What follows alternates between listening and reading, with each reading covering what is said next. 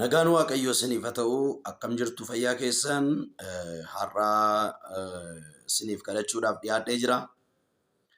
Warri KJTV hordoftan YouTube kana subscribe gochuudhaan, share gochuudhaan ergoota adda addaa qabadheen as dhiyaachaa jira waan ta'eef ergaa Waaqayyoo gara koo fidee tajaajila Waaqayyootti waan ajaa'ibsiisaa hojjetu qabadheen as dhiyaachaa jira waan ta'eef share godhaa, subscribe godhaa, namoota biraan ga'a isiniin jedha. Amma namoota biyya alaa jiraatan, namoota iddoo tajaajilaa baay'een hin jirre jiraatan, iddoo hojiitti qabamanii rakkina adda addaa keessa galanii hafuurri isaanii dhadhabee jiruuf kadhatan godhaa. Namni lafatti qaqqabu dhabee biyyoota adda addaa keessa ta'anii paasterii gara manaatti waammatanii yookaas namoonni kadhatanii fi kan hin jirre kan jajjabeessan hin jirre isaaniif kadhata gochuuf ka'eera.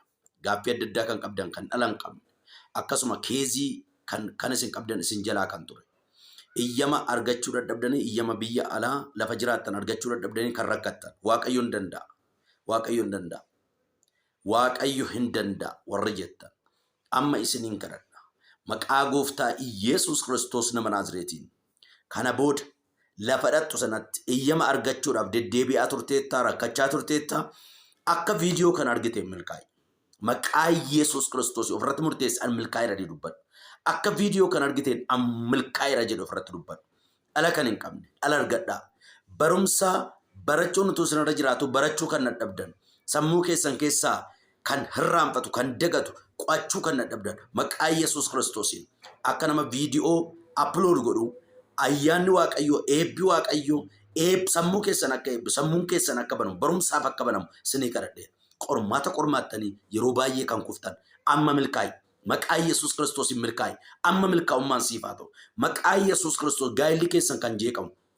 Gaa'ila qabachuudhaaf jettanii gaa'illi immoo isin jalaa kan kufu. Gaa'ila immoo qabattanii akkuma kana gaa'ila keessan kan jeeqamu maqaa Iyesuus Kiristoos nama Naazreetiin yeroo kanaa kaasee gaa'ila keessan eebbiseera. Gaa'illi keessan gaa'ila gaarii haa ta'u. Maqaa Iyesuus Kiristoosiin warri gaa'ila qabachuuf itti deemtan gaa'illi isin jalaa kukkufu. Kana booda afaan ol jala kan isin jalaa dabarsu. Maqaa Iyesuus Kiristoos nama Naazreetiin isiniif haa ta'u. Barri 2023 barri 2015 kunis maqaa Iyesuus Kiristoosiin bara galati mana kee keessatti baay'ate haa ta'u. Baratti eebbis irratti ta'e haa ta'u.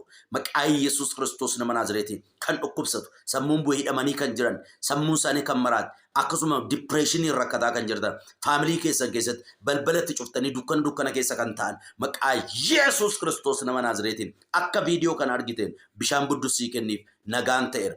Humna dhiiga Iyesuus Kiristoos nama Naazreetiin yeroo kana waan gaarii ta'eera. Eebbisinii ta'eera. Eebbifamaa Waaqayyo isin eebbisu. Subscribe gochuun dagatina, share godhaa, viidiyoo gaggabaabduu akkasuma kadhata barbaachisu qabadheen isinii dhiyaadhaa, ulfaadhaa, eebbifamaa.